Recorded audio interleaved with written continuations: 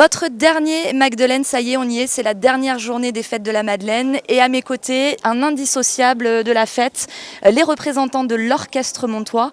Orchestre Montois qui existe depuis de nombreuses années ici à Mont-de-Marsan, qui est une véritable institution. Je vous laisse vous présenter rapidement d'ailleurs. Alors François Passarello, membre historique de l'Orchestre Montois, puisque j'y suis depuis ma tendre jeunesse. Voilà, l'Orchestre Montois est né en 1987. Et moi, c'est Gilles de Rosy, donc je suis coprésident depuis 7 ans maintenant de l'orchestre. Et voilà, donc on participe à ces fêtes voilà, avec beaucoup de passion, de musique, et voilà, c'est ce qui nous rattache au sein de cet orchestre. Je me tourne vers une nouvelle tête ici, à la tête justement de l'Orchestre Montois. Qui êtes-vous? Donc Pierre Barusso, et je suis le nouveau chef de l'Orchestre Montois. Depuis quelques mois à peine, hein, je crois. Exactement, depuis début mai, pour être précis. Qu'est-ce que ça représente pour vous de participer aux fêtes de la Madeleine en tant que chef d'orchestre? D'abord, c'est une charge lourde, c'est-à-dire qu'il y a un passé très important de musique taurine, d'orchestre montois qui est reconnu pour ce répertoire. Et du coup, ça m'a demandé beaucoup de travail pour pouvoir comprendre les codes, pour pouvoir intégrer toute cette musique taurine que je connaissais un petit peu, mais là, c'est vraiment en application. Donc j'ai une très bonne équipe qui me coach et qui m'entoure. Et pour le moment, je crois que tout se passe bien. C'est de la pression, mais c'est aussi de la bonne humeur, hein, vous l'avez dit, je crois que vous l'avez souligné d'ailleurs Gilles, beaucoup de passion pour chacun. Et qu'est-ce que vous ressentez vous justement quand les fêtes démarrent et que ça y est, vous êtes dedans? Alors nous, on est surtout sous pression avant les fêtes, pendant les fêtes, et après on a ce moment où on joue dans ce palco qui est pour nous, c'est l'endroit de l'orchestre, c'est là où on est bien en fait, et on fait de la musique pour ce qui nous plaît, et on essaie d'accompagner ces corridas au mieux, essayer d'accompagner ces maestros qui tous les jours mettent leur vie en jeu dans le ruedo, et nous on est là pour participer à ce spectacle sans empiéter sur l'art qui se développe en piste, quoi, voilà. C'est combien de musiciens tient d'ailleurs l'Orchestre Montois, et surtout quels sont les temps forts pour l'orchestre pendant ces fêtes? C'est une très bonne question. Nous sommes de plus en plus nombreux à l'Orchestre Montois. Nous atteignons maintenant facilement le nombre de 70 musiciens. Et avec l'arrivée de Pierre, nous parions aussi sur l'arrivée encore plus massive de jeunes du conservatoire, puisque Pierre va diriger l'orchestre junior du conservatoire. Et grâce à cet apport, nous espérons encore être plus nombreux dans le palco. Voilà. Et puis l'Orchestre Montois, pour les fêtes de la Madeleine, il y a beaucoup de prestations. Michel Cloup avait instauré, lui, cette fameuse procession qui est très émouvante, qui s'apparente un petit peu aux processions qu'il y a en Espagne. Nous jouons des marches de procession, et ça lance la feria, ça lance les fêtes.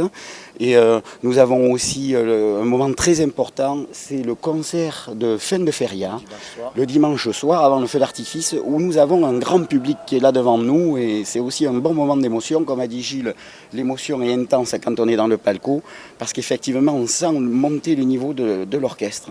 On sent que les musiciens s'investissent, qu'il y a des pianos, et quand un soliste interprète, c'est très piano, c'est beau.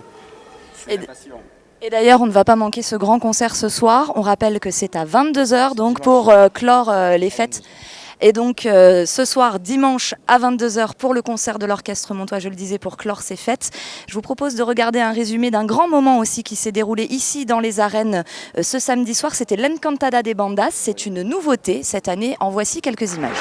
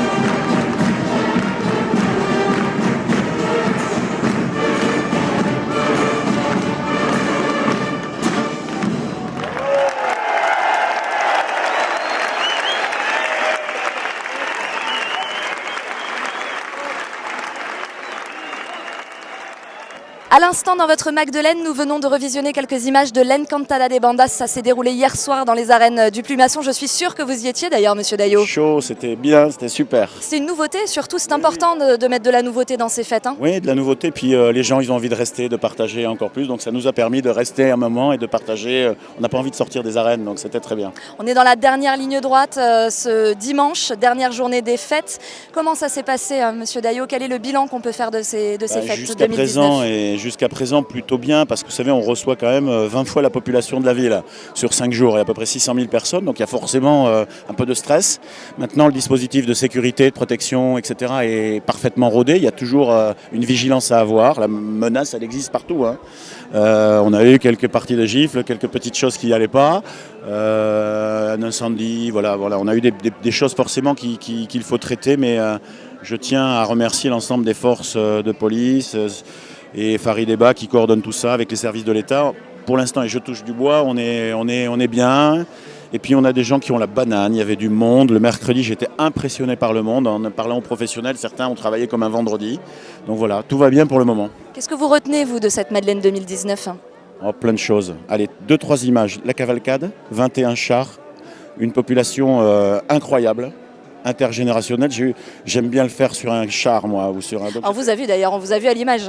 C'est là où on le voit de l'intérieur, c'est absolument génial.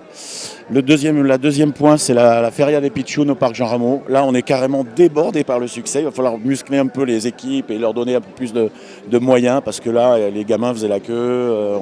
On a été pris de court, mais parce que c'était un succès incroyable.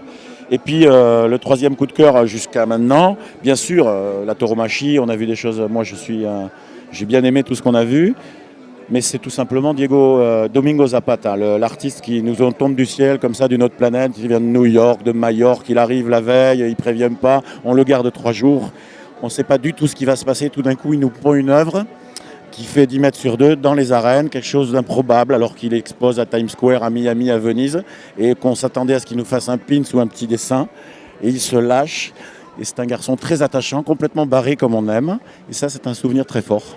Merci beaucoup en tout cas, monsieur Daillot. On va vous souhaiter de passer une excellente dernière soirée de la Madeleine en ce dimanche. Et puis on va regarder la caméra et se donner rendez-vous pour l'an prochain alors. Très bien, à l'an prochain. Et on va regarder aussi d'autres images d'une nouveauté cette année. Ça s'est passé hier après-midi sur la Placita des Arènes du Plumasson. C'est la démonstration de cocarde. En voici des images réalisées par Joséphine Laurent.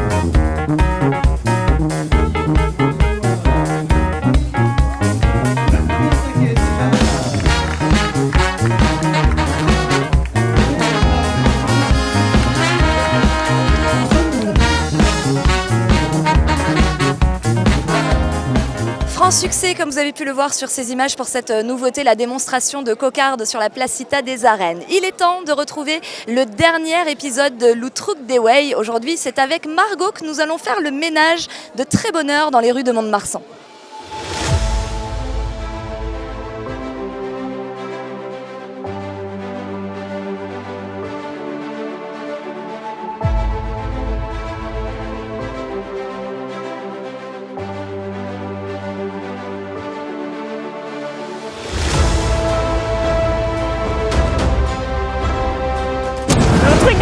J'ai testé pour vous.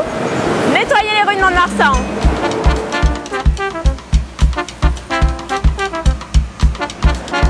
Ouh là là, il y a du boulot. Hein. Allez, on y va. Alors. Margot, écoute, c'est bien gentil ce que tu fais, mais en faisant comme ça, on va pas avancer du tout. C'est pas comme ça qu'il faut faire. Suis-moi, viens.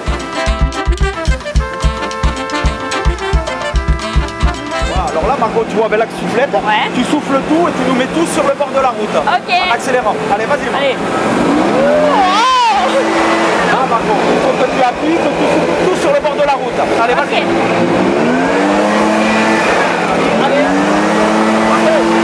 Arrête, n'y arrive pas du tout, c'est pas la peine. C'est pas pour toi ça. Viens, on va changer. Ok.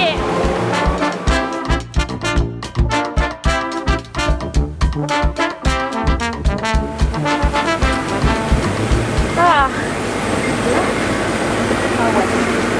C'est trop cool, on voit tout en plus là.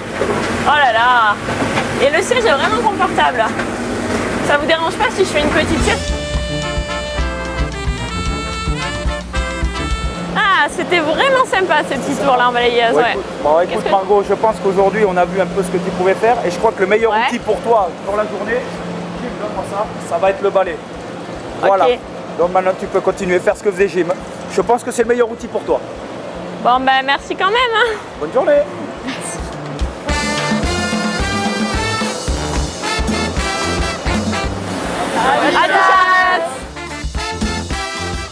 Merci à tous de nous avoir suivis pour ce Magdeleine 5 jours de fête en votre compagnie que vous avez pu suivre en images grâce à toute l'équipe de la communication. On vous souhaite de passer une excellente dernière soirée des fêtes de la Madeleine. Profitez-en bien. Et moi, j'aimerais vraiment remercier toute l'équipe communication du service de la ville et de l'agglo qui vous a permis de vivre ces fêtes au quotidien en images. Merci à Julie et Margot pour leur bonne humeur dans l'Outruc des Way. Merci à l'ensemble de l'équipe de la com et surtout à mes caméramans de choc, Sébastien Gormaz à mes côtés, caméraman et monteur, et Joséphine Laurent qui vous a fait tous les résumés en images des fêtes. Merci à tous et comme on dit à chaque fin de Magdeleine, Adi Schatz!